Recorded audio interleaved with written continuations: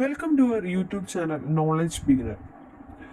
നമ്മുടെ മുന്നിൽ ഒരുപാട് അവസരങ്ങൾ വന്നിട്ടുണ്ടല്ലേ.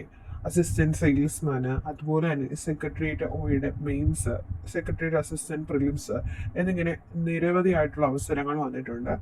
അതെല്ലാം നമുക്ക് നേടണമെങ്കിൽ ഒരുപാട് കാര്യങ്ങൾ ചെയ്യണം. അതിന് വേണ്ടിയിട്ടുള്ള ഒരു സ്റ്റെപ്പാണ് നമ്മളിവിടെ എടുക്കുന്നത്. നമുക്കിത് നോക്കാൻ പോകുന്നത് LDC മെയിൻസിന്റെ ക്വസ്റ്റ്യൻ പേപ്പറാണ്. ഒന്നാമത്തെ ക്വസ്റ്റ്യൻ, താഴെ കൊടുത്തിരിക്കുന്നതിൽ ശരിയായ കാലഗണനാ ക്രമം ഏത്? ഓക്കെ, ഇവിടെ ഉത്തരം ബി ആണ്. എങ്ങനെ ബി വന്ന് നമുക്ക് നോക്കിയാലോ. വൈക്കം സത്യാഗ്രഹം ഏത് വർഷമാണ്?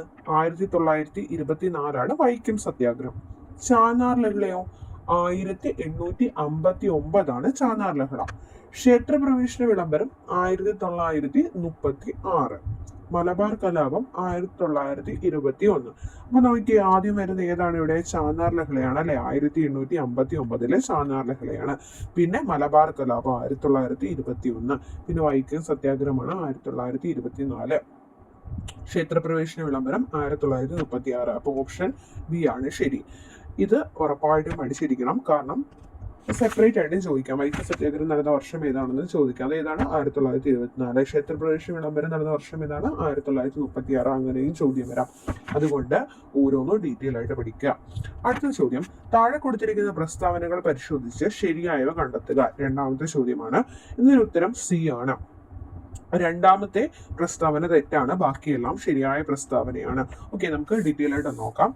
പ്രവർത്തിക്കുക അല്ലെങ്കിൽ മരിക്കുക എന്നത് ക്വിറ്റ് ഇന്ത്യ സമരത്തിലെ മുദ്രാവാക്യമാണ്. ശരിയാണ്. പ്രവർത്തിക്കുക അല്ലെങ്കിൽ മരിക്കുക എന്നത് ക്വിറ്റ് ഇന്ത്യ സമരത്തിലെ മുദ്രാവാക്യമാണ്. ഗാന്ധിജി മുന്നോട്ട് വെച്ച മുദ്രാവാക്യമാണ്. അത് നമുക്കൊന്ന് മുഴുവനായിട്ട് അത് കേൾക്കാം. ഇതാ ഒരു മന്ത്രം, ഒരു കൊച്ചു മന്ത്രം ഞാൻ നിങ്ങൾക്ക് തരുന്നു. നിങ്ങളുടെ ഓരോ ശ്വാസവും അതിന് ആവിഷ്കാരം നൽകണം. പ്രവർത്തിക്കുക അല്ലെങ്കിൽ മരിക്കുക. നാം ഒന്നെങ്കിൽ ഇന്ത്യയെ സ്വതന്ത്രമാക്കും, അല്ലെങ്കിൽ ആശ്രമത്തിൽ മരിക്കും. നാം നമ്മുടെ അടിമത്തം തുടരുന്നത് കാണാൻ ജീവിച്ചിരിക്കുകയില്ല. ഇത് ഗാന്ധിജിയുടെ വാക്കുകളാണ്. ക്വിറ്റ് ഇന്ത്യ സമരവുമായിട്ട് ബന്ധപ്പെട്ട് ഗാന്ധിജി മുന്നോട്ട് വെച്ച വാക്കുകളാണ്. ഇനി ക്വിറ്റ് ഇന്ത്യ സമരത്തിന്റെ കുറച്ച് പ്രത്യേകതകൾ നോക്കാം. ക്വിറ്റ് ഇന്ത്യ സമരം ഇന്ത്യൻ നാഷണൽ കോൺഗ്രസ് ഗാന്ധിജിയുടെ നേതൃത്വത്തിൽ നടത്തിയ അവസാനത്തെ ബഹുജന സമരമാണ് ക്വിറ്റ് ഇന്ത്യ സമരം. ഇതെല്ലാം ചോദിച്ചിട്ടുള്ളതാണ്. ഓക്കെ, അടുത്തത് 1942 ഓഗസ്റ്റ് 8 ക്വിറ്റ് ഇന്ത്യ സമരത്തിന് ഗാന്ധിജി ആഹ്വാനം ചെയ്തത്. എന്നാൽ ക്വിറ്റ് ഇന്ത്യ സമരം നടക്കുന്നത് 1942 ഓഗസ്റ്റ് 9. അതുകൊണ്ട് തന്നെ ക്വിറ്റ് ഇന്ത്യ ദിനം എന്നറിയപ്പെടുന്നത് ഓഗസ്റ്റ് 9. ഓക്കെ, ഇത്രയും കാര്യങ്ങൾ കിട്ടിയല്ലോ. പ്രവർത്തിക്കുക അല്ലെങ്കിൽ മരിക്കുക, ക്വിറ്റ് ഇന്ത്യ സമരവുമായിട്ട് ബന്ധപ്പെട്ട് 1942 ക്വിറ്റ് ഇന്ത്യ സമരം നടന്ന വർഷം. ഗാന്ധിജി INCയുടെ നേതൃത്വത്തിൽ നടത്തിയ അവസാനത്തെ ബഹുജന സമരമാണ് ക്വിറ്റ് ഇന്ത്യ സമരം. ഓഗസ്റ്റ് 9 ക്വിറ്റ് ഇന്ത്യ ദിനം എന്ന് പറയുന്നത്. ഓക്കെ ആണല്ലോ. അടുത്തത്, ജാലിയൻ വാലാബാഗ് ദുരന്തം നടന്നത് 1921 ഏപ്രിൽ 13. അത് തെറ്റായിട്ടുള്ള പ്രസ്താവനയാണ്. ജാലിയൻ വാലാബാഗ് കൂട്ടക്കൊല നടന്നത് എന്നാണ്? 1919. 1919 ഏപ്രിൽ 13 കറക്റ്റ് ആണ് കേട്ടോ. 1919 ഏപ്രിൽ 13. ഓക്കെ, റൗലറ്റ് നിയമവുമായിട്ട് ബന്ധപ്പെട്ടാണ് ജാലിയൻ വാലാബാഗ് കൂട്ടക്കൊല നടക്കുന്നത്. ജാലിയൻ വാലാബാഗ് കൂട്ടക്കൊലയ്ക്ക് കാരണമായിട്ടുള്ള നിയമം ചോദിക്കുക. അത് റൗലറ്റ് ആണ്. Rowlatt act 1919. അടുത്തത്, 1948 ജനുവരി 20 ഗാന്ധിജിയുടെ നേരെ ഒരു വധശ്രമം നടന്നു. അത് ശരിയായിട്ടുള്ള പ്രസ്താവനയാണ്. ഗാന്ധിജി മരിക്കുന്നത് 1948 ജനുവരി 30. അതിനു മുന്നേ അദ്ദേഹത്തിന് നേരെ ഒരു വധശ്രമം നടന്നിരുന്നു. അത് 1948 ജനുവരി 20. 10 ദിവസത്തെ വ്യത്യാസമുള്ള അല്ലേ. അടുത്ത പ്രസ്താവന ശരിയാണ്. രണ്ടാം വട്ടമേശ സമ്മേളനം 1931 സെപ്റ്റംബറിൽ ലണ്ടനിൽ വെച്ച് നടന്നു. ഓക്കെ, ഇങ്ങനെയും ചോദിക്കാം. വട്ടമേശ സമ്മേളനം, രണ്ടാം വട്ടമേശ സമ്മേളനം എവിടെയാണ് നടന്നത്? ലണ്ടനിലാണ്. 1931 സെപ്റ്റംബറിലാണ് നടന്നത്. ഓക്കെ, ഇനി മറ്റു ചോദ്യം വരുന്നത് ഇവിടെ നിന്ന്. രണ്ടാം വട്ടമേശ സമ്മേളനത്തിൽ പങ്കെടുത്ത വ്യക്തി ആരാണ്? ഗാന്ധിജിയാണ്. 3 വട്ടമേശ സമ്മേളനങ്ങളിലും പങ്കെടുത്ത ആരാണ്? അത് ഡോക്ടർ BR അംബേദ്കർ ആണ്. 1930 1931 1932 വട്ടമേശ സമ്മേളനത്തിൽ പങ്കെടുത്തത് ഗാന്ധിജിയാണ്. ഡോക്ടർ BR അംബേദ്കർ ആണ്. ഓക്കെ ആണല്ലോ. മൂന്നാമത്തെ ചോദ്യം നോക്കാം. താഴെ കൊടുത്തിരിക്കുന്ന പ്രസ്താവനകളിൽ നോർത്ത് അറ്റ്ലാന്റിക് ട്രീറ്റി ഓർഗനൈസേഷനുമായി ബന്ധമില്ലാത്തത് ഇത്. ഓക്കെ, നമുക്ക് ചോദ്യത്തിന് പോകുന്നതിന് മുന്നേ നമുക്ക് ഇതങ്ങ് പഠിക്കാം. നാറ്റോയുടെ ഫുൾ ഫോം എന്താണ്? North Atlantic treaty organisation. ഇങ്ങനെ വേണം ഒരു ക്വസ്റ്റ്യൻ അപ്രോച്ച് ചെയ്യാൻ. നിങ്ങളത് പഠിക്കുമ്പോൾ ചിലപ്പോൾ ക്വസ്റ്റ്യൻ വരെ നിങ്ങൾക്ക് പഠിക്കേണ്ടി വരും. ഓക്കെ, അപ്പം നാറ്റോയുടെ ഫുൾ ഫോം എന്താണ്? North Atlantic treaty organisation. North Atlantic treaty organisation സ്ഥാപിതമായത് ഏത് വർഷമാണ്? 1949 നോർത്ത് അറ്റ്ലാന്റിക് ട്രീറ്റി ഓർഗനൈസേഷൻ സ്ഥാപിതമായത്. ഇതിന്റെ ആസ്ഥാനം എന്ന് പറയുന്നത് ബ്രസൽസ് ആണ്. ബെൽജിയം ബ്രസൽസ് ആണ്. അതുപോലെ തന്നെ നോർത്ത് അറ്റ്ലാന്റിക് ട്രീറ്റി ഓർഗനൈസേഷൻ നാറ്റോയിൽ അവസാനമായിട്ട് ചേർന്ന രാജ്യം എന്ന് പറയുന്നത് സ്വീഡനാണ്. മൊത്തം 32 രാജ്യങ്ങളാണ് നാറ്റോയിലുള്ളത്. ഓക്കെ, ഇത്രയും കാര്യങ്ങൾ പഠിച്ചു. ഇനി നമുക്ക് ചോദ്യത്തിലോട്ട് പോകാം. താഴെ കൊടുത്തിരുന്ന പ്രസ്താവനകളിൽ നോർത്ത് അറ്റ്ലാന്റിക് ട്രീറ്റി ഓർഗനൈസേഷനുമായിട്ട് ബന്ധമില്ലാത്തത് ഏത്? 1949 ഇത് സ്ഥാപിതമായത്. അത് ശരിയാണോ? 1949 സ്ഥാപിതമാണ്. ശരിയാണ്. 1949 നോർത്ത് അറ്റ്ലാന്റിക് ട്രീറ്റി ഓർഗനൈസേഷൻ ആയിട്ടുള്ള നാറ്റോ സ്ഥാപിതമായത്. അടുത്തത്, ഇതിന്റെ ആസ്ഥാനം ജനീവയാണ്. അത് തെറ്റല്ലേ? ബെൽജിയമാണ് ഇതിന്റെ ആസ്ഥാനം എന്ന് പറയുന്നത്. നാറ്റോയുടെ ആസ്ഥാനം എവിടെയാണ്? ബെൽജിയമാണ്. ഓക്കെ, നാറ്റോയിൽ അവസാനമായിട്ട് ചേർന്ന രാജ്യം സ്വീഡനാണ്. അത് ശരിയാണോ? ഓക്കെ, ശരിയാണ്. അതിന് മുന്നേ തന്നെ നമുക്കിവിടെ ഉത്തരം കിട്ടും. ഒന്ന് ഓപ്ഷനിലോട്ട് നോക്കിയേ. ഒന്ന് ശരിയാണ്, 2 തെറ്റാണെന്ന് മനസ്സിലായി. അപ്പൊ 2 തെറ്റായിട്ടുള്ള ഓപ്ഷൻ ഇവിടെ ഏതൊക്കെയാ ഉള്ളത്? ഇവിടെ തെറ്റായിട്ടുള്ള പ്രസ്താവനകളാണ് ചോദിച്ചിരിക്കുന്നത്. ഓക്കെ, അപ്പം 2 തെറ്റാന്ന് മനസ്സിലായി. 2 വരുന്ന ഓപ്ഷൻ ബിയും ഡിയുമാണ്. പക്ഷേ നമുക്കറിയാം 1 ശരിയാണ്. അപ്പൊ ബി വരുമോ? ഇല്ല അല്ലേ? അപ്പൊ പിന്നെ ഡി ആണ് ഉത്തരം. അങ്ങനെ നമുക്ക് വേഗം തന്നെ ഉത്തരത്തിലേക്ക് പോകണം. ഓക്കെ, അപ്പം 2ഉം 4ഉമാണ് ഇവിടെ തെറ്റായിട്ടുള്ളത്. നാറ്റോയായിട്ട് ബന്ധമില്ലാത്ത 2ഉം 4ഉമാണ്. ഓക്കെ, ഇങ്ങനെയാണ് ഓരോ ക്വസ്റ്റ്യൻസിനെയും നിങ്ങൾ അപ്രോച്ച് ചെയ്യേണ്ടത്. അടുത്തത് 4ാമത്തെ ചോദ്യം. താഴെ കൊടുത്ത ജോഡികളിൽ തെറ്റായ ജോഡി ഏത്? ഇവിടെ 2ആണ് തെറ്റായിട്ടുള്ള ജോഡി, ബാക്കിയെല്ലാം ശരിയാണ്. അപ്പൊ ആ ശരിയായിട്ടുള്ള ജോഡികളൊക്കെ നമുക്ക് പഠിക്കാം. Robespierre Jacobin club. റോബസ്പിയർ എന്തുമായിട്ട് ബന്ധപ്പെട്ട്? Jacobin club. ഏപ്രിൽ തീസിസ് ആരുമായിട്ട് ബന്ധപ്പെട്ടാണ്? ലെനിനുമായിട്ട് ബന്ധപ്പെട്ടാണ് ഏപ്രിൽ തീസിസ്. ഇനി അടുത്തത് സ്പിരിറ്റ് ഓഫ് ലോ. അതാണ് ഇവിടെ തെറ്റായത്. സ്പിരിറ്റ് ഓഫ് ലോ വോൾട്ടയർ അല്ല, മോണ്ടസ്ക്യൂ ആണ് കേട്ടോ. സ്പിരിറ്റ് ഓഫ് ലോ മോണ്ടസ്ക്യൂ ആണ്. Long march Mao Zedong. Okay, Robespierre Jacobin, April theses ലെനിന്, spirit of law Montesquieu, long march Mao Zedong. Okay ആണല്ലോ. അടുത്തത്, താഴെ കൊടുത്തിരിക്കുന്നവയിൽ ഖാൻ അബ്ദുൽ ഗാഫർ ഖാനുമായി ബന്ധപ്പെട്ട ശരിയായിട്ടുള്ള പ്രസ്താവന. ഇവിടെ എല്ലാ പ്രസ്താവനകളും ശരിയാണ്. അതുകൊണ്ട് തന്നെ നമ്മൾ എല്ലാ പ്രസ്താവനകളും പഠിച്ചേ പറ്റത്തുള്ളൂ. അതിർത്തി ഗാന്ധി എന്നറിയപ്പെടുന്ന ആരാണ്? അത് ഖാൻ അബ്ദുൽ ഗാഫർ ഖാനാണ്. സെപ്പറേറ്റ് ചോദിച്ചിട്ടുണ്ട് കേട്ടോ. ഖാൻ അബ്ദുൽ ഗാഫർ ഖാനാണ് അതിർത്തി ഗാന്ധി എന്നറിയപ്പെടുന്നത്. ഓക്കെ, അതുപോലെ തന്നെ ഖുദായി ഖിദ്മത്ഗർ, അത് ആരുടെ സംഘടനയാണ്? അത് ഖാൻ അബ്ദുൽ ഗാഫർ ഖാൻ രൂപീകരിച്ച സംഘടനയാണ് ഖുദായി ഖിദ്മത്ഗർ. അതുപോലെ തന്നെ അദ്ദേഹത്തിന് 1987 ഭാരതരത്നം ലഭിച്ചു. 1987 ഖാൻ അബ്ദുൽ ഗാഫർ ഖാന് ഭാരതരത്നം ലഭിച്ചു. ഓക്കെ, അവിടെ മറ്റൊരു പ്രത്യേകത എന്ന് പറയുന്നത് ഇന്ത്യ ഗവൺമെന്റിന്റെ പരമോന്നത ബഹുമതിയായിട്ടുള്ള ഭാരതരത്നം ലഭിച്ച ആദ്യ വിദേശിയാണ് ഖാൻ അബ്ദുൽ ഗാഫർ ഖാൻ. ഓക്കെ, 1987 ഭാരതരത്ന ലഭിക്കുന്ന ആദ്യ വിദേശിയാണ്. ഓക്കെ, 1987. എന്നാൽ അദ്ദേഹം മരിച്ചത് 1988 ജനുവരി 20 അദ്ദേഹം മരിക്കുന്നത്. ഈ ജനുവരി 20 നമ്മളിപ്പോൾ ക്വസ്റ്റ്യൻ പേപ്പർ വേറെ എവിടെയോ കണ്ടായിരുന്നു. അങ്ങനെ കണക്ട് ചെയ്ത് പഠിക്കണം. ഓക്കെ, എവിടെ കണ്ടത്? ഗാന്ധിജിക്ക് നേരെ വധശ്രമം ഉണ്ടായത് 1948 ജനുവരി 20 ആദ്യമായിട്ട് വധശ്രമം ഉണ്ടായത്. ഓക്കെ, അപ്പം ഈ 4 പ്രസ്താവനകളും ശരിയാണ്. അതിർത്തി ഗാന്ധി എന്ന പേരിൽ അറിയപ്പെടുന്നത് ഖാൻ അബ്ദുൽ ഗാഫർ ഖാനാണ്. 1988 ജനുവരി 20 അദ്ദേഹം അന്തരിച്ചത്. 1987 ഭാരതരത്നം ലഭിച്ചു. ഖുദായി ഖിദ്മത്ഗർ അദ്ദേഹത്തിന്റെ സംഘടനയാണ്. അതുപോലെ തന്നെ ഹിന്ദു മുസ്ലിം ഐക്യത്തിന് വേണ്ടിയിട്ട് നിലകൊണ്ട വ്യക്തിയാണ് ഖാൻ അബ്ദുൽ ഗാഫർ ഖാൻ. ദ്വിരാഷ്ട്രവാദത്തെയും ഇന്ത്യയുടെ വിഭജനത്തെയും ശക്തമായി എതിർത്തിരുന്ന വ്യക്തിയാണ് ഖാൻ അബ്ദുൽ ഗാഫർ ഖാൻ. ദ്വിരാഷ്ട്രവാദത്തെയും ഇന്ത്യയുടെ വിഭജനത്തെയും ശക്തമായിട്ട് എതിർത്തു. ഇന്ത്യയുടെ വടക്ക് കിഴക്കൻ അതിർത്തി പ്രദേശങ്ങളിൽ നിരവധി സമരങ്ങൾക്ക് നേതൃത്വം നൽകിയ വ്യക്തിയാണ് ഖാൻ അബ്ദുൽ ഗാഫർ ഖാൻ. ഓർത്തിരുന്നോണം, ഇന്ത്യയുടെ വടക്ക് കിഴക്കൻ മേഖലകളിൽ നിരവധി സമരങ്ങൾക്ക് നേതൃത്വം നൽകി. രാഷ്ട്രവാദത്തെയും ഇന്ത്യയുടെ വിഭജനത്തെയും എതിർത്തു. ഹിന്ദു മുസ്ലിം ഐക്യത്തിന് വേണ്ടി നിലകൊണ്ടു. ഓക്കെ, അടുത്ത ചോദ്യം ഇതാണ്.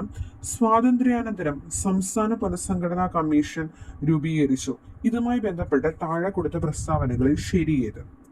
ഓക്കെ, ഇതിനകത്തില് 1, 3, 4 ശരി. Option D. 2ാമത്തെ പ്രസ്താവനയാണ് തെറ്റായിട്ടുള്ള പ്രസ്താവന. ഓക്കെ, അപ്പൊ നമുക്ക് ഒന്ന് നോക്കാം. ഭാഷാ അടിസ്ഥാനത്തിൽ സംസ്ഥാനങ്ങൾ രൂപീകരിച്ചു. ഭാഷാ അടിസ്ഥാനത്തിൽ സംസ്ഥാന കോൺഗ്രസ് കമ്മിറ്റികൾ രൂപീകരിക്കാൻ തീരുമാനിച്ചത് ഒരു കോൺഗ്രസ് സമ്മേളനത്തിലാണ്. ഇത് ചോദ്യമായിട്ട് വരാം. അതായത് ഭാഷാ അടിസ്ഥാനത്തിൽ സംസ്ഥാന കോൺഗ്രസ് കമ്മിറ്റികൾ രൂപീകരിക്കാൻ തീരുമാനിച്ച കോൺഗ്രസ് സമ്മേളനം ഏതാണ്? അത് 1920 നാഗ്പൂർ സമ്മേളനമാണ്. 1920 നാഗ്പൂർ സമ്മേളനത്തിലാണ് ഭാഷാ അടിസ്ഥാനത്തിൽ സംസ്ഥാന കോൺഗ്രസ് കമ്മിറ്റികൾ രൂപീകരിക്കാൻ തീരുമാനിച്ചത്. ഇനി നമ്മൾ സംസ്ഥാന പുനഃസംഘടനാ കമ്മീഷനെ പറ്റി പഠിക്കുമ്പം കുറച്ച് കാര്യങ്ങൾ അറിഞ്ഞിരിക്കണം. അതായത് തെലുങ്ക് സംസാരിക്കുന്നവർക്കായി ആന്ധ്ര സംസ്ഥാനം രൂപീകരിക്കുക എന്ന ആവശ്യമായിട്ട് നിരാഹാര സമരം നടത്തിയ സ്വാതന്ത്ര്യ സമര സേനാനിയാണ് പോറ്റി ശ്രീരാമലു. അദ്ദേഹം 58 ദിവസമാണ് ഇതിനു വേണ്ടിയിട്ട് സമരം ചെയ്തത്. നിരാഹാര സമരമാണ് ചെയ്തത്. എന്നാൽ 58 ദിവസത്തെ നിരാഹാര സമരത്തെ തുടർന്ന് അദ്ദേഹം മരിക്കുകയുണ്ടായി. അങ്ങനെ അദ്ദേഹത്തിന്റെയൊക്കെ ശ്രമഫലമായിട്ടാണ് 1953 തെലുങ്ക് സംസാരിക്കുന്നവർക്ക് മാത്രമായിട്ട് ആന്ധ്ര സംസ്ഥാനം രൂപീകരിച്ചത്. അപ്പം ആന്ധ്ര സംസ്ഥാനം തെലുങ്ക് സംസാരിക്കുന്നവർക്കായിട്ട് രൂപീകരിച്ചത് 1953 ആദ്യത്തെ ഭാഷാ അടിസ്ഥാനത്തിൽ ആദ്യമായിട്ട് രൂപീകരിച്ച സംസ്ഥാനമാണ് എന്ത് ആന്ധ്ര സംസ്ഥാനം. 1953 പോറ്റി ശ്രീരാമലു ആണ് അതിന് നേതൃത്വം നൽകിയത്. അദ്ദേഹം 57 ദിവസത്തെ നിരാഹാര സമരത്തെ തുടർന്ന് മരിക്കുകയുണ്ടായി. അതുപോലെ തന്നെ ഭാഷാ അടിസ്ഥാനത്തിൽ സംസ്ഥാനങ്ങളെ പുനഃസംഘടിപ്പിക്കുന്നതിനുള്ള സംസ്ഥാന പുനഃസംഘടനാ കമ്മീഷൻ രൂപീകരിച്ച വർഷവും ഈ 1953 അപ്പം ഭാഷാ അടിസ്ഥാനത്തില് സംസ്ഥാനങ്ങളെ രൂപീകരിക്കുന്നതായിട്ട് ബന്ധപ്പെട്ട സംസ്ഥാന പുനഃസംഘടനാ കമ്മീഷൻ രൂപീകരിച്ചത് 1953 ഇതിന്റെ ഫലമായിട്ട് രൂപീകരിച്ച സംസ്ഥാനമാണ് ആന്ധ്രാപ്രദേശ്. ഓക്കെ, തെലുങ്ക് സംസാരിക്കുന്നവർക്കായിട്ട് ആന്ധ്രാപ്രദേശ് രൂപീകരിച്ചു. പോറ്റി ശ്രീരാമലുവിനെയും ഓർക്കണം കേട്ടോ. ഓക്കെ, അപ്പൊ നമ്മുടെ സംസ്ഥാന പുനഃസംഘടനാ കമ്മീഷൻ രൂപീകരിച്ച വർഷം പറഞ്ഞു 1953. ഈ സംസ്ഥാന പുനഃസംഘടനാ കമ്മീഷന് ഒരു അധ്യക്ഷനുണ്ട്, അതാണ് ഫസൽ അലി. സംസ്ഥാന പുനഃസംഘടനാ കമ്മീഷനിലെ അധ്യക്ഷനാണ് ഫസൽ അലി. ഈ സംസ്ഥാന പുനഃസംഘടനാ കമ്മീഷന് അധ്യക്ഷനെ കൂടാതെ മറ്റു 2 അംഗങ്ങൾ കൂടിയുണ്ട്, അതാണ് HN കുൻസ്രു അതുപോലെ തന്നെ KM Panikkar. Okay, KM Panicker മലയാളിയാണ്. ഓക്കെ, അപ്പം സംസ്ഥാന പുനഃസംഘടനാ കമ്മീഷനിലെ മലയാളി ആരാണ്?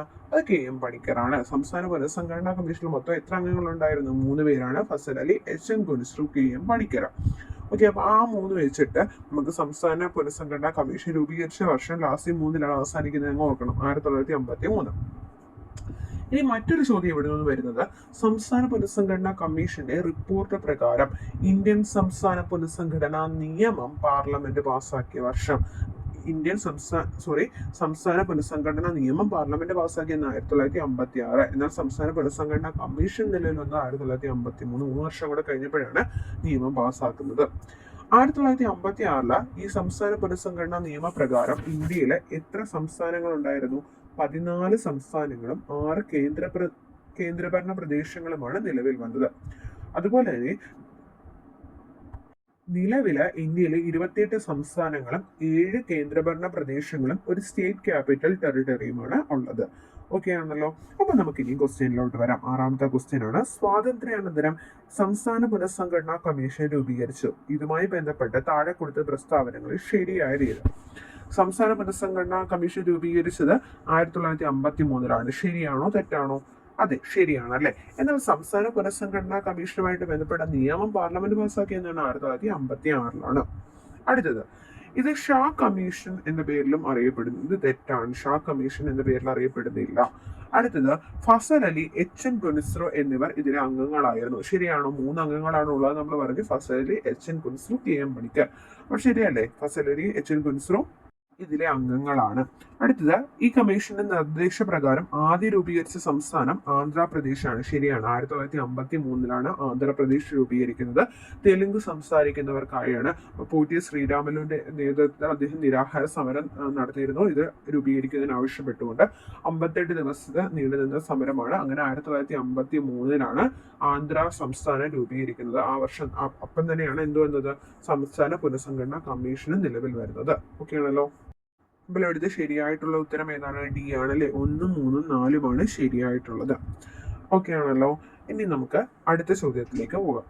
7ാമത്തെ ക്വസ്റ്റ്യൻ ആണ്, താഴെ പറയുന്നതിൽ തെറ്റായ പ്രസ്താവനകൾ ഏതെല്ലാം? ഇവിടെ തെറ്റായിട്ടുള്ള പ്രസ്താവന 1ഉം 3ഉമാണ് തെറ്റായിട്ടുള്ള പ്രസ്താവന. ഓപ്ഷൻ ബി ആണ്. ഓക്കെ, അപ്പൊ ശരിയായിട്ടുള്ള പ്രസ്താവനകൾ നമുക്കൊന്ന് നോക്കിയാലോ. നൈട്രസ് ഓക്സൈഡ് ഒരു ഹരിതഗൃഹവാതകമാണ്. ശരിയാണ്. ഹരിതഗൃഹവാതകങ്ങൾ ഏതൊക്കെയാണ്? Carbon dioxide, nitrous oxide, chlorofluorocarbon CFC, methane, ozone, ഇവയൊക്കെയാണ് ഹരിതഗൃഹവാതകം എന്ന് പറയുന്നത്. എന്തൊക്കെയാണ്? Nitrous oxide, CFC, carbon dioxide, മീഥൈനും ഓസോണും. ഓക്കെ, അടുത്തത് ശരിയായിട്ടുള്ള പ്രസ്താവന ഏതാണ്? അളകനന്ദയും ഭഗീരഥി എന്നിവ ദേവപ്രയാഗിൽ വെച്ച് കൂടിച്ചേരുന്നു. ഓക്കെ, അപ്പം ഇനിയും അടുത്ത രണ്ട് പ്രസ്താവനകൾ എന്താണ് തെറ്റെന്ന് നമുക്ക് നോക്കാം. ഒന്നാമത്തെ പ്രസ്താവനയും മൂന്നാമത്തെ പ്രസ്താവനയും തെറ്റാണെന്ന് പറഞ്ഞു. ഒന്നാമത്തെ പ്രസ്താവന, അന്തരീക്ഷത്തിന്റെ ഏറ്റവും താഴത്തെ പാളി ഏതാണ്? അന്തരീക്ഷത്തിന്റെ ഏറ്റവും താഴത്തെ പാളിയാണ് ടോപ്പോസ്ഫിയർ ആണ് അല്ലെ. Troposphere, stratosphere, mesosphere, thermosphere, exosphere എന്നിങ്ങനെയാണ് 5 പാളികൾ. ഏതൊക്കെയാണ്? Troposphere, stratosphere, mesosphere, thermosphere, exosphere. സ്ട്രാറ്റോസ്ഫിയറിലാണ് ഓസോൺ കാണപ്പെടുന്നത്. ഓക്കെ ആണല്ലോ. അപ്പോൾ ഇവിടെ തെറ്റ് എന്താണ്? ഇവിടെ സ്ട്രാറ്റോസ്ഫിയർ എന്നാണല്ലേ പറഞ്ഞിരിക്കുന്നത്. അന്തരീക്ഷത്തിന്റെ ഏറ്റവും താഴത്തെ പാളി ഏതാണ്? ട്രോപ്പോസ്ഫിയർ ആണ്. ഓക്കെ, ഗ്രാനൈറ്റ് എന്താണ്? ഗ്രാനൈറ്റ് എന്ന് പറയുന്നത് ഒരു ആഗ്നേയ ശിലയാണ്. ഇവിടെ അവസാദ ശില എന്നാണ് കൊടുത്തിരിക്കുന്നത്. എന്താണ് ആഗ്നേയ ശിലകൾ എന്ന് പറയുന്നത്? ശിലകളുടെ മാതാവ് എന്നൊക്കെ അറിയപ്പെടുന്നത് ആഗ്നേയ ശിലയാണ്. ഓക്കെ, ഫോസിലുകൾ ഇല്ലാത്തത് ആഗ്നേയ ശിലകളാണ്. അതുപോലെ തന്നെ ബസാൾട്ട്, ഗ്രാനൈറ്റ് ഒക്കെ ആഗ്നേയ ശിലകൾക്ക് ഉദാഹരണമാണ്. അടുത്തത്, താഴെ പറയുന്നവയിൽ ഇന്ത്യൻ മഹാസമുദ്രത്തിലെ സമുദ്രജല പ്രവാഹം ഏത്? ഇന്ത്യൻ മഹാസമുദ്രത്തിലെ സമുദ്രജല പ്രവാഹമാണ് അഗുൽഹാസ് പ്രവാഹം. ഓപ്ഷൻ ഡി ആണ് ഉത്തരം. അടുത്തത് 9ാമത്തെ ചോദ്യം നോക്കാം. താഴെ പറയുന്നവയിൽ ശരിയായ പ്രസ്താവനകൾ ഏതെല്ലാം? താഴെ പറയുന്നവയിലെ ശരിയായ പ്രസ്താവനകളാണ് 1ഉം 4ഉം. 1ഉം 4ഉം ശരിയാണ്. ഓക്കെ, ഒന്നാമത്തെ പ്രസ്താവന നോക്കാം. ഇന്ത്യൻ സ്റ്റാൻഡേർഡ് സമയം ഗ്രീനിഷ് സമയത്തേക്കാൾ 5.5 മണിക്കൂർ മുന്നിലാണ്. ഇത് ചോദ്യപേപ്പറിലൊക്കെ വന്നിട്ടുള്ള ഒരു ചോദ്യമാണ്. വേഗം ഇപ്പോൾ ഗ്രീനിഷ് സ്റ്റാൻഡേർഡ് സമയം തരും, എന്നിട്ട് ഇന്ത്യൻ സ്റ്റാൻഡേർഡ് സമയം കണ്ടുപിടിക്കാൻ പറഞ്ഞാൽ എന്ത് ചെയ്യണം? 5.5 മണിക്കൂർ കൂട്ടണം അല്ലേ അതിൻ്റെ കൂടെ. ഇത് ഇന്ത്യൻ സ്റ്റാൻഡേർഡ് സമയം ഗ്രീനിഷ് സമയത്തേക്കാൾ 5.5 മണിക്കൂർ മുന്നിലാണ്. അടുത്തത്, സത്ലജ് എന്ന് പറയുന്നത് സിന്ധുവിന്റെ പോഷക നദിയാണ്. സിന്ധുവിന്റെ പോഷക നദികൾ ഏതൊക്കെയാണ്? ജലം, ചിനാബ്, രവി, ബിയാസ്, സത്ലജ്. ജലം, ചിനാബ്, രവി, ബിയാസ്, സത്ലജ് എന്നിവയാണ് സിന്ധുവിന്റെ പോഷക നദികൾ. അപ്പൊ സത്ലജ് എന്ന് പറയുന്നത് സിന്ധുവിന്റെ പോഷക നദിയാണ്. ഓക്കെ, ഇനി ബാക്കി രണ്ട് ഓപ്ഷനുകൾ എന്തുകൊണ്ടാണ് തെറ്റെന്ന് കൂടെ പഠിക്കാം. തമിഴ്നാട്ടിലെ കൂടംകുളത്ത് ഒരു ഭൗമ താപോർജ നിലയം സ്ഥിതി ചെയ്യുന്നു. തെറ്റാണ് ആ പ്രസ്താവന. എന്താണ് തെറ്റ്? തമിഴ്നാട്ടിലെ കൂടംകുളത്ത് സ്ഥിതി ചെയ്യുന്നത് ഭൗമ താപോർജ നിലയമല്ല, ആണവോർജ നിലയമാണ്. തമിഴ്നാട്ടിലെ കൂടംകുളത്തും അതുപോലെ തന്നെ തമിഴ്നാട്ടിലെ കൽപ്പകത്തും ഒക്കെ എന്താണ് സ്ഥിതി ചെയ്യുന്നത്? ബാക്കിയുള്ള ആണവോർജ നിലയങ്ങളെ നമുക്കൊന്ന് പരിചയപ്പെട്ടാലോ? തമിഴ്നാട്ടിലെയാണ് കൽപ്പകം, കൂടംകുളം. അതുപോലെ തന്നെ താരപ്പൂർ ആണവ നിലയം എവിടെയാണ് സ്ഥിതി ചെയ്യുന്നത്? താരപ്പൂർ സ്ഥിതി ചെയ്യുന്നത് മഹാരാഷ്ട്രയിലാണ് താരപ്പൂർ. റാവത്ത് ഭട്ട എവിടെയാണ്? അത് രാജസ്ഥാനിലാണ് കേട്ടോ. റാവത്ത് ഭട്ട രാജസ്ഥാനിലാണ്. അടുത്തത് കൈഗ. കൈഗ എവിടെയാണ്? കൈഗ എന്ന് പറയുന്നത് കർണാടകയിലാണ്. കാഗ്രപ്പാറ ഗുജറാത്തിലാണ്. നറൂറ ഉത്തർപ്രദേശില്. ഇതൊക്കെ ആണവ നിലയങ്ങളാണ് കേട്ടോ. ഇന്ത്യയിലെ പ്രധാന ആണവോർജ നിലയങ്ങളാണ്. ഓക്കെ, അല്ലാതെ ഭൗമ താപോർജ നിലയമല്ല. അതുകൊണ്ടാണ് അത് തെറ്റായിട്ടുള്ളത്. അടുത്തത്, ഗുജറാത്തിന്റെ തലസ്ഥാനം എന്താണ്? ഗാന്ധിനഗറാണ് ഗുജറാത്തിന്റെ തലസ്ഥാനം ഗാന്ധിനഗറാണ്, അഹമ്മദാബാദ് അല്ല. അതുകൊണ്ടാണ് അത് തെറ്റ്. ഓക്കെ, അടുത്തത്, ഉഷ്ണമേഖലാ ചുഴലിക്കാറ്റുകൾ അറ്റ്ലാന്റിക് മേഖലയിൽ എന്ത് പേരിൽ അറിയപ്പെടുന്നു? ഹുറൈക്കൻ അല്ലെങ്കിൽ ഹാരിക്കെയിൻ എന്ന പേരിലാണ് അറിയപ്പെടുന്നത്. ഉഷ്ണമേഖല ചുഴലിക്കാറ്റുകൾ അറ്റ്ലാന്റിക് മേഖലയിൽ അറിയപ്പെടുന്ന ഹരിക്കെയിൻ ആണ്. അറ്റ്ലാന്റിക് മേഖലയിലാണ് കേട്ടോ. ഹാരിക്കെയിൻ ഏത് മേഖലയിലാണ്? അറ്റ്ലാന്റിക് മേഖലയിലെ ഉഷ്ണമേഖല ചുഴലിക്കാറ്റാണ്. അടുത്തത് 11ാമത്തെ ചോദ്യം. കൊല്ലം മുതൽ കോട്ടപ്പുറം വരെ നീണ്ടുകിടക്കുന്ന ദേശീയ ജലപാത ഏത്? അപ്പോൾ ദേശീയ ജലപാത 5 പ്രധാനപ്പെട്ടതുണ്ട്. ഏതൊക്കെയാണ്? NW1. NW1 എന്ന് പറയുന്നത് അലഹബാദ് ഹാൽഡിയ. NW2 സാദിയ ദുബ്രി. NW3 കൊല്ലം കോട്ടപ്പുറം. NW4 എന്ന് പറയുന്നത് എവിടെ? കാക്കനിടം മുതൽ പുതുച്ചേരി വരെ. NW5 എന്ന് പറയുന്നത് ബ്രാഹ്മണി മുതൽ മഹാനദി ഡെൽറ്റ വരെയാണ്. ഓക്കെ, അപ്പം ഇവിടുത്തെ ചോദ്യം എന്താണ്? കൊല്ലം മുതൽ കോട്ടപ്പുറം വരെ നീണ്ടുകിടക്കുന്ന ദേശീയ ജലപാത ഏതാണ്? NW3 ആണ്. മറ്റു ചില ദേശീയ ജലപാത പറയാം. NW8 കേട്ടിട്ടുണ്ടോ? ആലപ്പുഴ ചങ്ങനാശ്ശേരിയാണ്. NW8 ഏതാണ്? ആലപ്പുഴ ചങ്ങനാശ്ശേരി. അതുപോലെ തന്നെ NW9 എന്ന് പറയുന്നത് ആലപ്പുഴ കോട്ടയമാണ്. NW13 എന്ന് പറയുന്നത് പൂവാറ് ഇരയിമ്മൻതുറ എന്നാണ്. Okay, NW59 59 Kottayam Vaikom. ഇത് ഓർത്ത് വെച്ചോണേ കേട്ടോ. ഇത് ഇതുവരെ അങ്ങനെ ചോദിച്ചു കണ്ടിട്ടില്ല. എങ്ങനെയാണെന്ന് ചോദിച്ചാലോ? ഇവിടെ നിങ്ങളത് പഠിച്ചു വെച്ചേക്കുക. അടുത്തത് 12ാമത്തെ ചോദ്യമാണ്. 2024 ലോക പരിസ്ഥിതി ദിനാഘോഷങ്ങൾക്ക് ആതിഥേയത്വം വഹിച്ച രാജ്യം ഏത്? സൗദി അറേബ്യയാണ് കേട്ടോ. 2024 ലോക പരിസ്ഥിതി ദിനാഘോഷങ്ങൾക്ക് ആതിഥേയത്വം വഹിച്ചത് സൗദി അറേബ്യ. ലോക പരിസ്ഥിതി ദിനം എന്നാണ് ജൂൺ 5 അറിയോ അല്ലേ? ഓക്കെ, അതുപോലെ തന്നെ തീം എന്തായിരുന്നു? ജൂൺ 5 തീം എന്തായിരുന്നു? എൻവയോൺമെന്റൽ ഡേയുടെ theme our land our future we are generation restoration. Our land our future, we are generation restoration. Okay.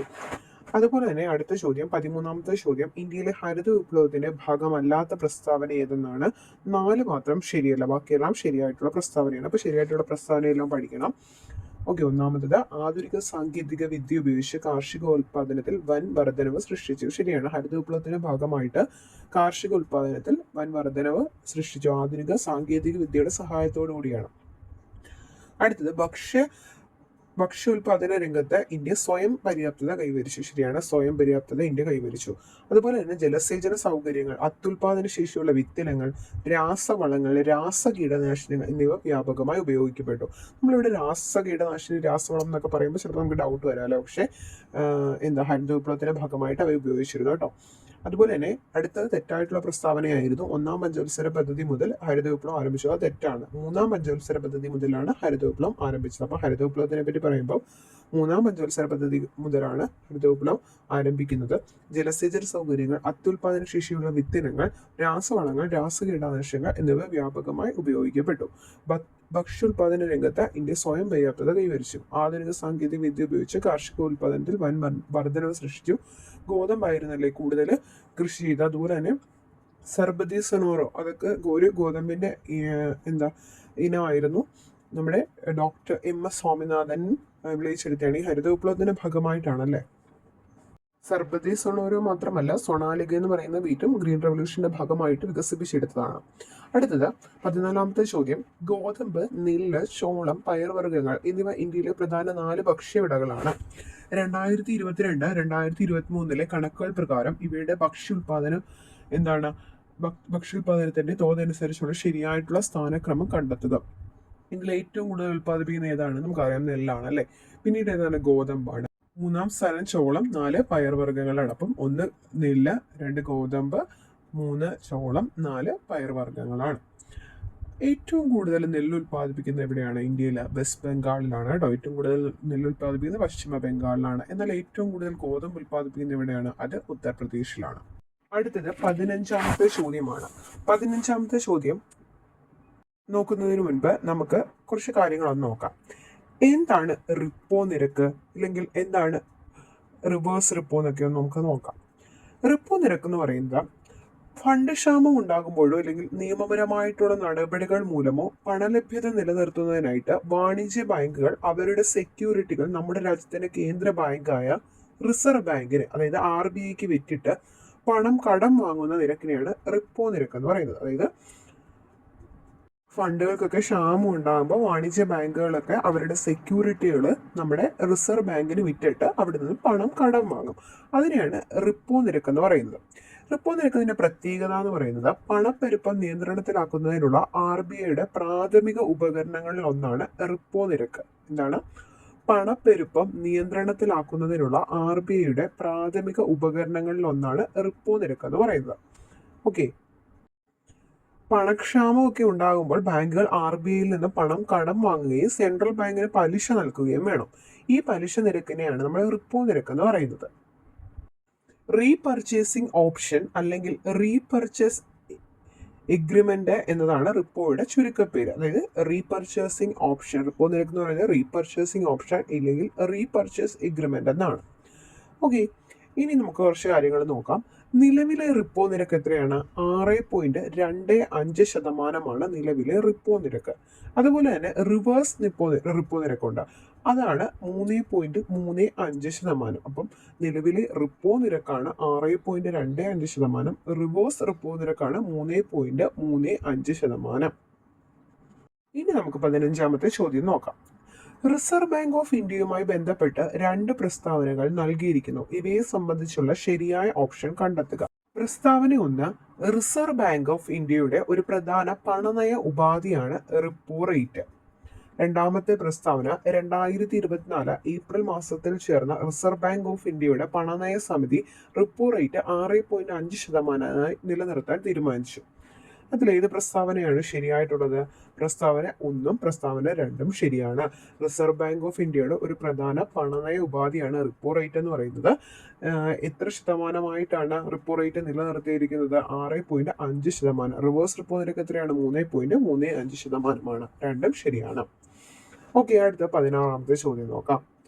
Indian സമ്പദ്ഘടനയെ സ്വാധീനിച്ച ചില പ്രധാന നയങ്ങൾ താഴെ നൽകിയിരിക്കുന്നു. കാലഗണന അനുസരിച്ച് ഇവ ശരിയായി ക്രമപ്പെടുത്തുക. ഓക്കെ, ഇതിന്റെ ഫോർമേഷന്റെ കറക്റ്റ് ഡേറ്റ് അനുസരിച്ച് ക്രമപ്പെടുത്താനാണ് പറഞ്ഞിരിക്കുന്നത്. അപ്പം ബാങ്ക് ദേശസൽക്കരണം എന്നാണ്. ബാങ്ക് ദേശസൽക്കരണം, നാഷണലൈസേഷൻ ഓഫ് ബാങ്ക് 1969 14 ബാങ്കുകളാണ് ദേശസൽക്കരിച്ചത്. പിന്നീട് 1980 6 കൂടി ദേശസൽക്കരിച്ചു. എന്നാൽ ആദ്യത്തെയാണ് ഇവിടെ നോക്കുന്നത് കേട്ടോ, 1969. ഇനി അടുത്ത ആസൂത്രണ കമ്മീഷന്റെ രൂപീകരണം. അത് 1950 മാർച്ച് 15 ആസൂത്രണ കമ്മീഷൻ രൂപീകരിച്ചത്. 1950 മാർച്ച് 15. 500, 1000 നോട്ടുകളുടെ നിരോധനം നടന്നത് 2016 നവംബർ 8. ഓക്കെ, നമുക്ക് നിങ്ങൾ ആ ഓപ്ഷനിലോട്ട് നോക്കി നമുക്ക് മനസ്സിലാവും. റീസെന്റ് ആയിട്ട് നടന്നത് നോട്ട് നിരോധനമാണല്ലോ. അപ്പം അത് ഏറ്റവും ലാസ്റ്റ് വരുന്ന ഏതാണ്? ഡി ഓപ്ഷനാണ്. അങ്ങനെ വെച്ച് നിങ്ങൾക്ക് വേണമെങ്കിൽ ഉത്തരത്തിലോട്ട് എത്താൻ സാധിക്കും. അതുകൊണ്ട് നിങ്ങൾ ഓപ്ഷൻസ് ഒക്കെ ഒന്ന് അനലൈസ് ചെയ്യണം. ഓക്കെ, അടുത്താണ് ഭൂപരിഷ്കരണം. അതായത് ലാൻഡ് റിഫോംസ്. കേരളത്തിൽ ലാൻഡ് റിഫോംസ് നടന്ന ഏത് വർഷമാണ്? 1966-67 കാലഘട്ടത്തിലാണ്. 66-67 കാലഘട്ടത്തിൽ. അപ്പൊ ഇതിന്റെ ഓർഡർ എങ്ങനെ വരും എന്ന് നോക്കിയാലോ. ലാസ്റ്റ് എന്തായാലും വരുന്നത് അറിയാം, 500, 1000 നോട്ടുകളുടെ നിരോധനമാണെന്നറിയാം. 1950 അല്ലേ ആദ്യമേ? അപ്പോൾ ആസൂത്രണ കമ്മീഷനാണ് 1950 മാർച്ച് 15. പിന്നീട് വരുന്ന ഏതാണ്? പിന്നീട് വരുന്നത് ഭൂപരിഷ്കരണമാണ് 1966-67. പിന്നീടാണ് ബാങ്ക് ദേശസാൽക്കരണം 1969. 500, 1000 നോട്ടുകളുടെ നിരോധനം 2016. ഇങ്ങനെ ഉത്തരത്തിലേക്ക് എത്താമായിരുന്നു. ഓക്കെ, അപ്പോൾ ഓപ്ഷൻ ഡി ആണ്. അടുത്തത് ചോദ്യം 17.